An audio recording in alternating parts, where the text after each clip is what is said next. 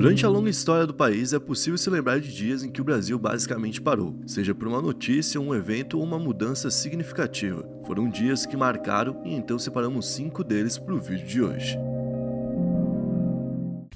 E aí pessoal, beleza? Meu nome é Bruno Fabio, esse daqui é o Planeta Novo e se você ainda não é inscrito no canal, vai se inscrever agora e deixar o seu like para ajudar a gente. No vídeo de hoje, a gente vai falar sobre 5 dias em que o Brasil parou e dá para fazer parte 2, parte 3, obviamente porque tem vários dias, né? Isso é verdade. Bom, isso vai depender de vocês se baterem a meta de likes do Digo Black. Qual que vai ser a meta de likes então? A meta de like então para bater 7.420. 7.420 likes e na quinta posição a gente vai falar sobre a comemoração do Penta em 2002. A comemoração do Penta foi um evento muito marcante pro Brasil, como tinha que ser, obviamente, imagina, né? Tipo, eu era vivo, mas eu não lembro. É doideira, né? Tu lembra? Eu lembro. De comemorar? Sim, vagamente assim eu lembro. Eu não consigo lembrar. Na final, o Brasil venceu a Alemanha por 2-0, com 2 gols de Ronaldo, e como é de se esperar, a galera foi pra rua, aos montes, e teve um detalhe muito importante. Essa Copa aconteceu lá no Japão e na Coreia do Sul. Na final em si foi no Japão, né? Que é um dos locais mais distantes possíveis do Brasil, que fica lá no extremo oriente e ainda fica pra cima, né? Tô no norte e a gente tá no sul. Então o jogo começou às 8 horas da manhã pra gente, pra eles já era de noite, então era um horário mais cedo, né?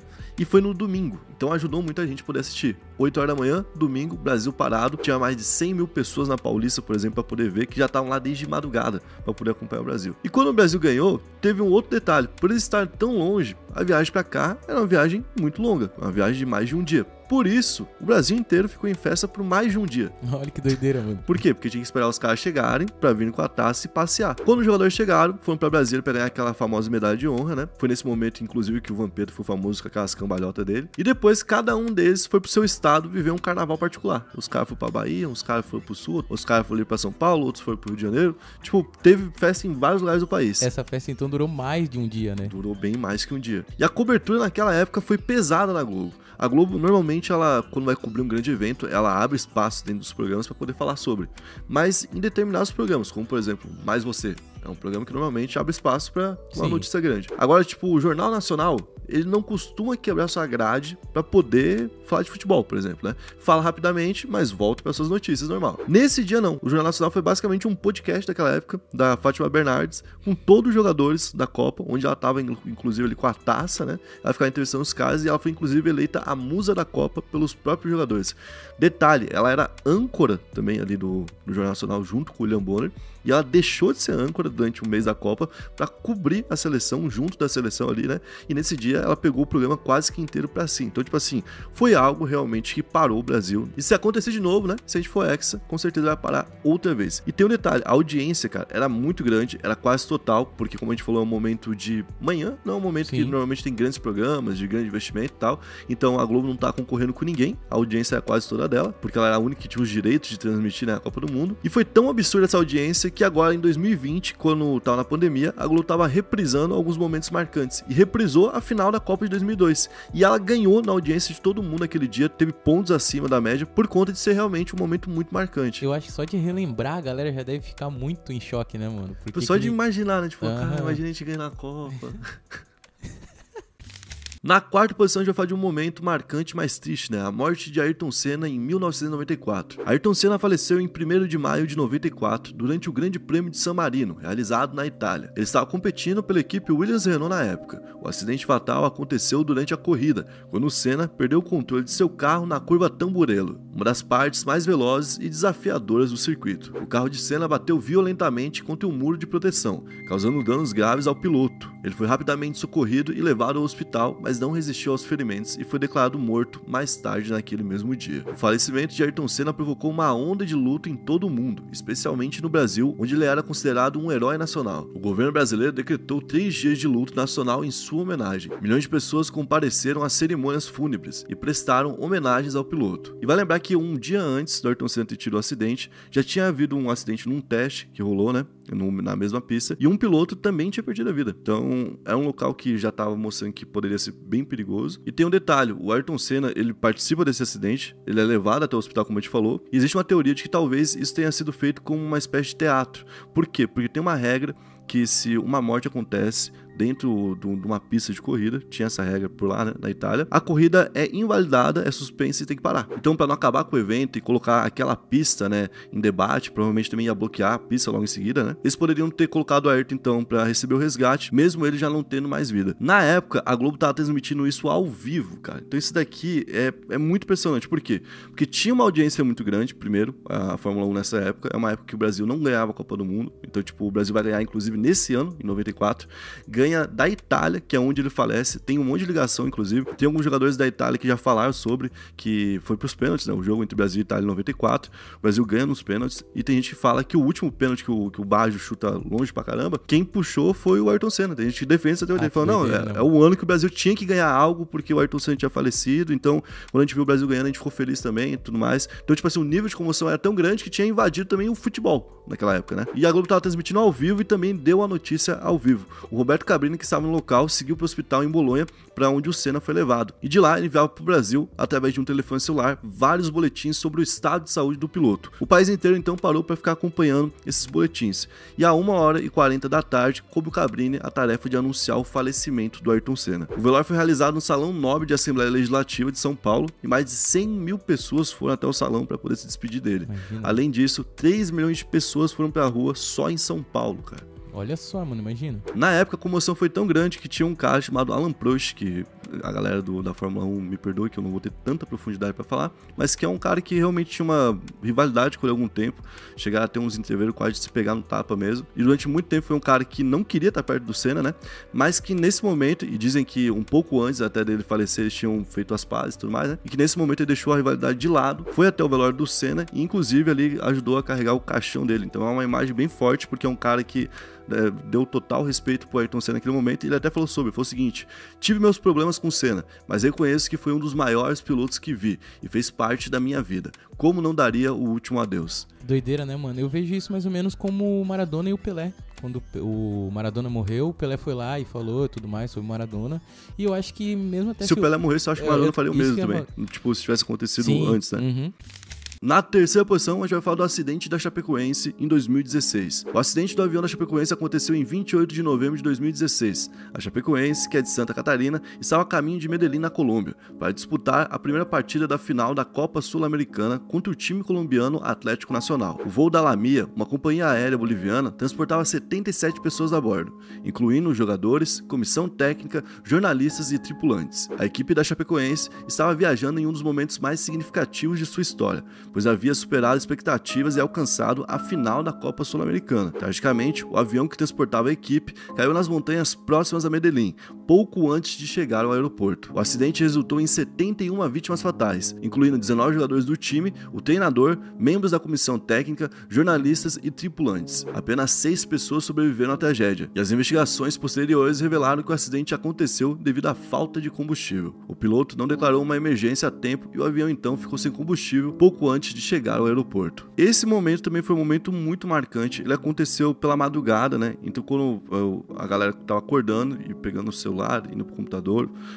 ligando a TV, a primeira notícia do dia foi a notícia de que o avião da Chapecoense tinha caído, que não se sabia ainda exatamente quantas pessoas tinham falecido ou não. Eu lembro que algumas notícias foram dadas erradas até no meio disso, de pessoas que faleceram e que foram dadas como sobreviventes. E no caso do Jackson Foma, por exemplo, tinham falado que ele tinha falecido e ele sobreviveu.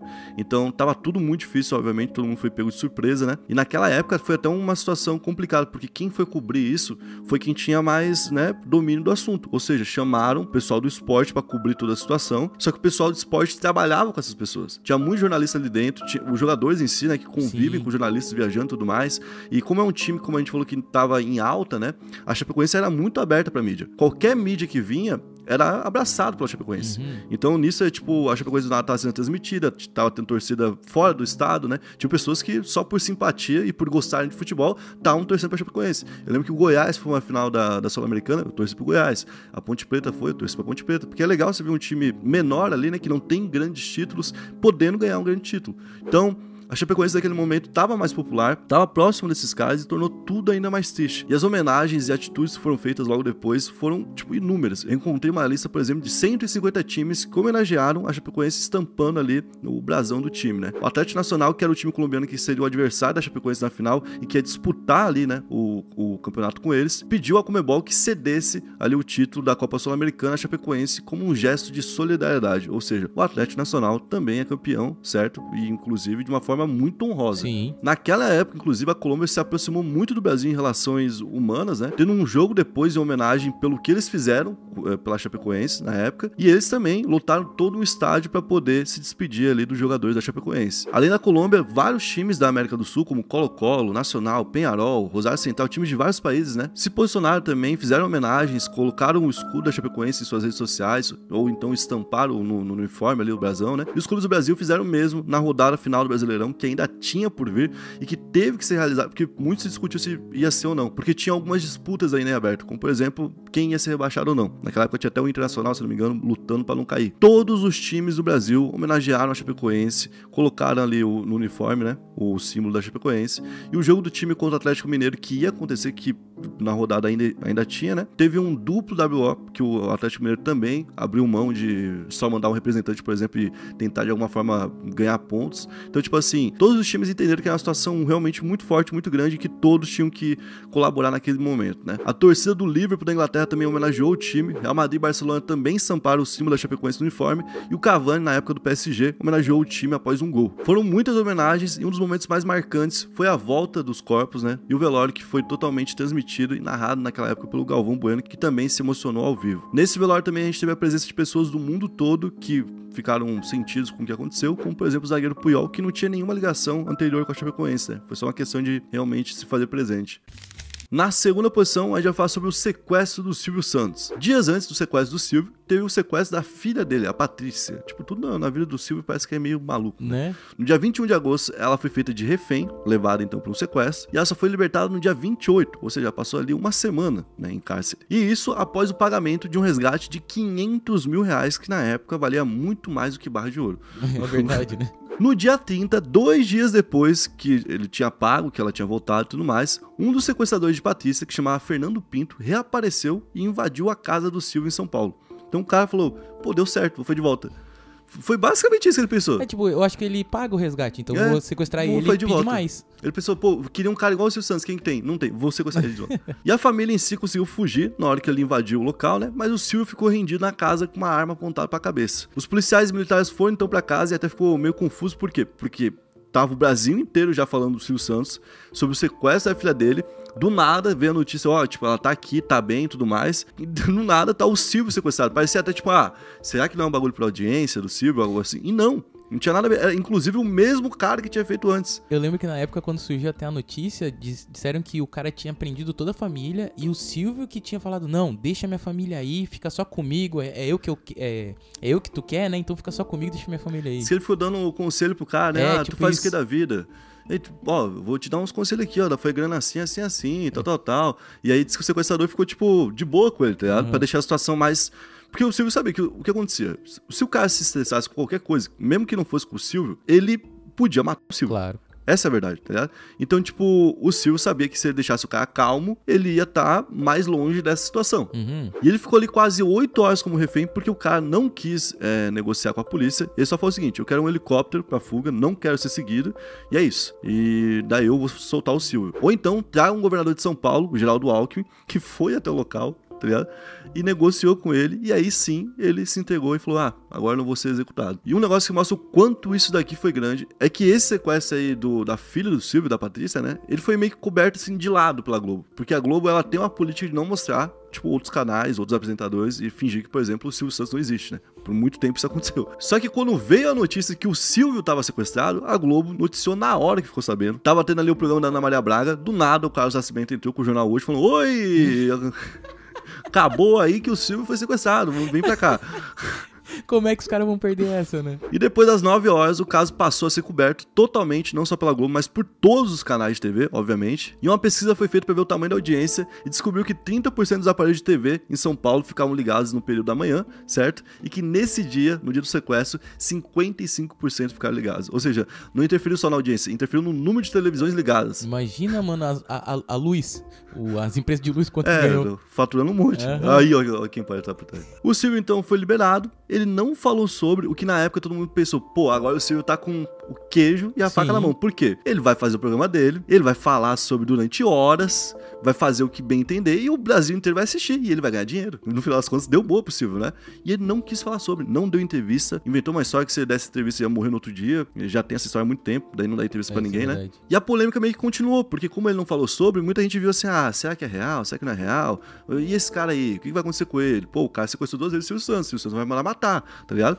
E aí esse cara foi preso e faleceu em 2002, vítima de uma parada cardíaca, e teve um relato de um preso que disse que ele teria sido torturado ali pelos carcereiros antes disso acontecer, e aí, obviamente, fizeram uma ligação com o Silvio naquela época, o que foi uma polêmica. Então, esse caso aqui perpetuou por um bom tempo, né? A teoria é grande sobre esse caso, né? Por causa que realmente, querendo ou não, gera essa especulação, né? Será que o Silvio seria capaz disso? O Fernando Pinto é tão maluco que faz a gente desconfiar dos outros que foram vítimas, que foram sequestrados até. Porque ele sequestrou... Olha o que ele fez, cara. Ele sequestrou a filha do Silvio Santos, pegou 500 mil e tava 2 dias depois sequestrando o Silvio. Tá ligado. O cara ganancioso. Na primeira posição, a gente vai falar sobre o caso Eloá. O caso Eloá foi um sequestro que aconteceu em Santo André, São Paulo, em outubro de 2008. Eloá Cristina Pimentel, uma estudante de 15 anos, foi mantida refém em sua casa por mais de 100 horas por Lindenberg Alves Fernandes, que tinha 22 anos e era seu ex-namorado. Lindenberg estava inconformado com o término do relacionamento. No dia 13 de outubro, invadiu a casa de Eloá e fez dela e de 3 amigos reféns, incluindo sua melhor amiga Nayara Silva. Nos dias seguintes, após negociações, todos foram libertados, exceto Eloá. No dia 17 de outubro, a situação se agravou quando Nayara foi voluntariamente ao local para ajudar as negociações e também foi feita de refém. Esse caso aqui é um caso que ele é bem problemático. Por quê? Porque na época as televisões que estavam cobrindo, tava dando muita audiência, todo mundo já sabe sobre isso, agora que o caso passou, né? E os programas de todo tipo estavam falando sobre o caso Eloá. Então abria lá a Ana Maria Braga, tava falando de Eloá. Abria lá o Hoje em Dia, tava falando da Eloá. E, inclusive, alguns programas chegaram a ligar pro Lindenberg, ou pedir para que ele ligasse para lá, para poder entrevistar o cara, enquanto o cara tava sequestrando alguém. O nível de invasão dentro do caso foi tão grande e de participação da mídia, que o cara assistia a TV para saber qual era o posicionamento da polícia próximo à casa, para poder, inclusive, se defender. Tanto é que quando ele foi libertando ali os reféns, ele só foi libertar a Nayara porque a polícia tinha cortado a luz dele, e a luz era muito importante, para ele saber onde estava a polícia. Então ele topou liberar a Nayara para poder conseguir a luz, e depois a polícia achou de boa mandar a Nayara de volta para lá, uma garota que já tinha sido feita de refém, e a gente poderia ter a Nayara e a Eloá como vítimas, né? É bem plausível pensar isso, se o cara matou a Eloá, poderia também matar ela. Então liberaram a Nayara pra voltar pra lá, e ela ficou de refém, óbvio. Os caras também, meu Deus, né? Então houve uma falha muito grave da polícia nesse momento, tanto que a polícia reconheceu isso depois, e até uma falha coletiva. Os jornais reconhecem que houve uma falha, as televisões reconhecem, todo mundo que de alguma forma contribuiu para esse desfecho final, né, onde a Eloá acabou sendo executada, reconhece porque realmente teve tanta interferência externa que isso foi mexendo com o cara. Quem tava ali com o refém dele, contava que ele via o nome dele na TV, e que via a TV falando com ele, ou mostrando um trecho que ele falou pelo telefone, tá ligado? E ele se sentia bem. Ele falava, caraca, é isso, não sei o que, e ele ficava meio louco. Ele tinha uma guerra de ego dele com ele mesmo, na frente de todo mundo ali. Imagina as pessoas que estavam sob o controle dele, né? Pensa, pô, esse cara vai me matar e ainda vão passar na TV. A TV inteira vai assistir, né? É igual mais ou menos o que acontecia com o Lázaro, se não me engano, né? Que ele pegava as pessoas, botava de refém e ligava a TV pra ver as notícias dele sobre o ataque antes, né? Só que o do Lázaro, a gente não sabia onde ele tava. É, isso também. Então tinha essa questão de onde tá o Lázaro e tudo mais, falar sobre a vida dele em si. Nesse aqui, a gente sabia onde estava tudo acontecendo. Por isso, né? Tava tudo sendo televisionado. Talvez o que hoje seria feito, eu vendo depois o caso Eloá, né, formado, né? Engenheiro de obra pronta, eu acho que hoje os caras fariam a cobertura, mas não filmando como naquela época. Por exemplo, não teria ali um helicóptero passando por cima, dando volta na casa e mostrando onde tá a polícia, tá? Porque querendo ou não, a polícia foi atrapalhada pela mídia. A polícia também se atrapalhou sozinha quando permitiu que a Nayara voltasse. A polícia se atrapalhou de volta no momento de entrada, certo? Era um momento, por exemplo, que se o cara não tá colaborando, se não tem mais jeito, eu acho que o abate tem que ser visto realmente como uma opção, não é? É por causa que ele... Pois são mais de 100 horas.